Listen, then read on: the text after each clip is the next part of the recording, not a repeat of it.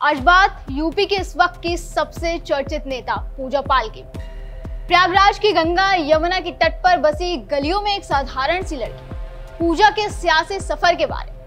पूजा पाल एक ऐसे परिवार से आती हैं जहां पिता साइकिल की छोटी मोटी दुकान चलाते थे और घर में सियासत का कोई नामो निशान नहीं था। लेकिन एक साधारण परिवार से आने वाली साधारण सी लड़की की किस्मत को कुछ और ही मंजूर था। उनकी जिंदगी में अब सियासी रंग चढ़ने लगा था और उनकी जिंदगी में ये रंग लेकर आए उनके पति राजू पाल। 15 जनवरी 2005 को उनकी शादी बसपा विधायक राजू पाल से। सपनों की नई शुरुआत, नई नवेली दुल्हन की खुशियां, सब कुछ एक खूबसूरत सपने की तरह था। लेकिन किसे पता था कि ये सिर्फ चंद दिनों की चांदनी है और सपना महज 9 दिन में ही टूट जाएगा। 15 जनवरी को पूजा पाल की राजू पाल से शादी होती है और 25 जनवरी 2005 को राजू पाल की निर्मम तरीके से जिंदगी छीन ली जाती है। सुलेम सराय में सरेआम जीटी रोड पर 5 किलोमीटर तक राजू पाल के काफिले का पीछा करने के बाद उन पर गोलियों की बौछार कर दी जाती है। उनका शरीर गोलियों से छलनी कर दिया जाता है। विधायक राजू पाल बसपा के लोकप्रिय और उभरते सितारे बनने की ओर थे। राजू की छवि एक जुझारू और सीधी सादी नेता की थी, जिसने जनता के दिल में अपनी एक अलग ही जगह बनाई थी। लेकिन शायद कुछ लोगों को यही बात बर्दाश्त नहीं हुई और पूजा के हाथों में मेहंदी का रंग उतरने से पहले उसके सुहाग को छीन लिया गया। उसकी पूरी दुनिया उजाड़ दी गई। उस वक्त पूजा केवल 20 साल की थी, एक ऐसी दुल्हन जिसकी मांग का सिंदूर अभी सूखा भी नहीं था। लेकिन इस घटना ने पूजा को कमजोर नहीं बल्कि एक योद्धा बना दिया। समय रुका नहीं। 5 महीने बाद इलाहाबाद शहर की पश्चिमी सीट से उपचुनाव का ऐलान हुआ। बसपा ने फैसला किया, राजू की पत्नी पूजा मैदान में उतरेगी। ये कोई साधारण फैसला नहीं था। एक ऐसी लड़की जिसने कभी चुनाव प्रचार में हिस्सा तक नहीं लिया था, अब अपने पति के कातिलों से मुकाबला करने जा रही थी। लेकिन राजनीति जो अपनी बेरहम चालों के लिए मशहूर है, उसने फिर अपनी यही एक चाल चली। समाजवादी पार्टी जो न्याय और लोकतंत्र और कानून व्यवस्था का राग गाती है, उसी समाजवादी पार्टी ने पूजा पाल के सामने उसी शख्स को उतारा जो पूजा का सुहाग उजाड़ने का जिम्मेदार था, और वो नेता था अतीक अहमद का भाई अशरफ अहमद, जिसके बाद अब ये चुनाव सिर्फ वोटों का नहीं बल्कि डर और न्याय की जंग बन गया। अतीक अहमद उस वक्त सांसद था। 2004 में अतीक अहमद ने सपा के टिकट पर फूलपुर से सांसद बनने के लिए इलाहाबाद पश्चिम विधानसभा सीट छोड़ दी थी। उनकी जगह उनके छोटे भाई खालिद अजीम ने उपचुनाव लड़ा और बसपा उम्मीदवार राजू पाल से हार गए। अतीक का नाम ही लोगों को सहमा देता था। उस वक्त जनता के सामने 2 विकल्प थे, सत्ता के डर में जीना या फिर उस डर को तोड़ देना। पर अफसोस, जनता ने पहला विकल्प ही चुना।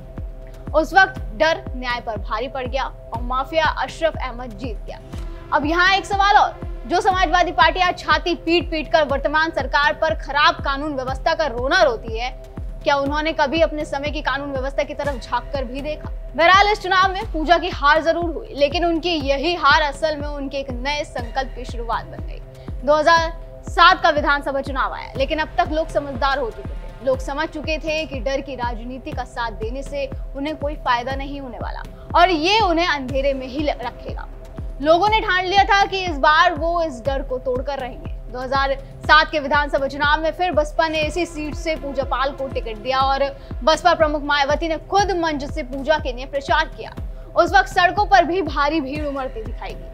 चुनाव में मतदान के लिए सभी ने बढ़ चढ़कर हिस्सा लिया। सबने मान उठान लिया था कि अब की बार शहर में से माफिया राज को पूरी तरह से खत्म करना है। और संकल्प का नतीजा ये हुआ कि चुनाव का फैसला पूजा के हक में आया। पूजा ने अशरफ अहमद को हराया। ये सिर्फ एक जीत नहीं बल्कि पूरे प्रदेश में गूंजा संदेश था कि जनता अगर ठान ले तो सबसे बड़े बाहुबली को भी गिराया जा सकता है। लेकिन एक लड़की जो अपने हक की लड़ाई लड़ने के लिए हर दिन अपने कदम आगे बढ़ा रही थी, उस लड़ाई की सबसे बड़ी बाधा बनकर खड़ी हुई समाजवादी पार्टी। 2012 में फिर सपा ने खेल खेला। इस बार पूजा पाल के सामने अतीक अहमद को खड़ा किया गया। ये मुकाबला सीधा था, एक तरफ अपराध का पुराना चेहरा, दूसरी तरफ न्याय की जिद्दी तलाश। लेकिन यहाँ भी न्याय की जीत हुई और बाहुबली कहे जाने वाले नेता पस्त हो गए। पूजा ने अतीक को करीब 8000 से ज्यादा वोटों से हराया। हालांकि 2017 में किस्मत ने उनका साथ नहीं दिया। राजनीति ने फिर करवट ली, नए समीकरण बने, सत्ता का रंग बदला और पूजा चुनाव हार गई। उन्हें बीजेपी नेता सिद्धार्थ नाथ सिंह ने पराजित होना पड़ा। 2017 विधानसभा चुनाव के कुछ महीने बाद पूजा पाल ने डिप्टी सीएम केशव प्रसाद मौर्य से मुलाकात की थी। फरवरी 2018 में मायावती ने उनको फिर बसपा से बाहर का रास्ता दिखा दिया। बसपा की तरफ से कहा गया कि पूजा पाल पार्टी बदलने की तैयारी कर रही थी, लेकिन पूजा का कहना था कि वो केवल अपने पति को न्याय दिलाने के सिलसिले में केशव मौर्य से मिलने गई थी। बावजूद उसके उन्हें निष्कासित कर दिया गया।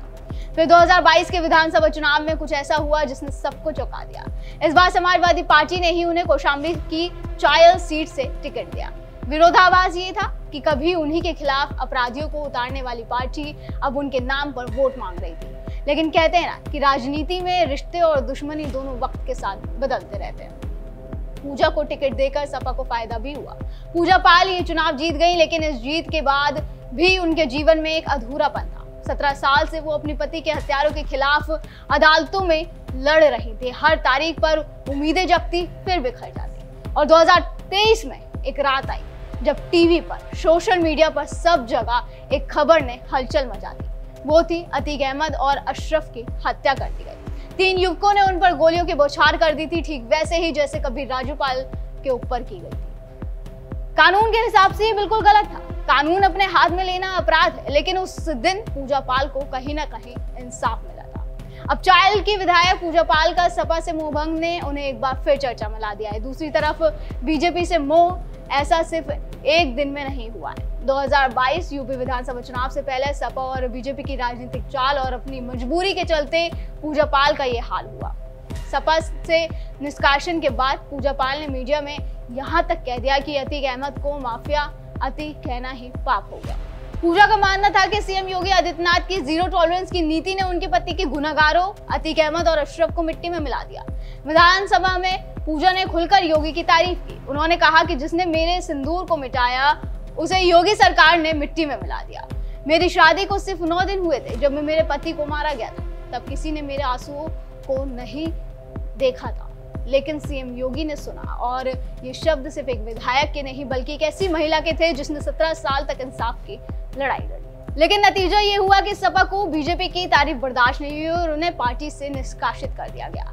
जिसके बाद आज पूजा पाल सवाल कर रही हैं कि क्या जो इंसाफ सालों बाद मिला उसके लिए धन्यवाद देना गलत है? मेरा कसूर क्या है?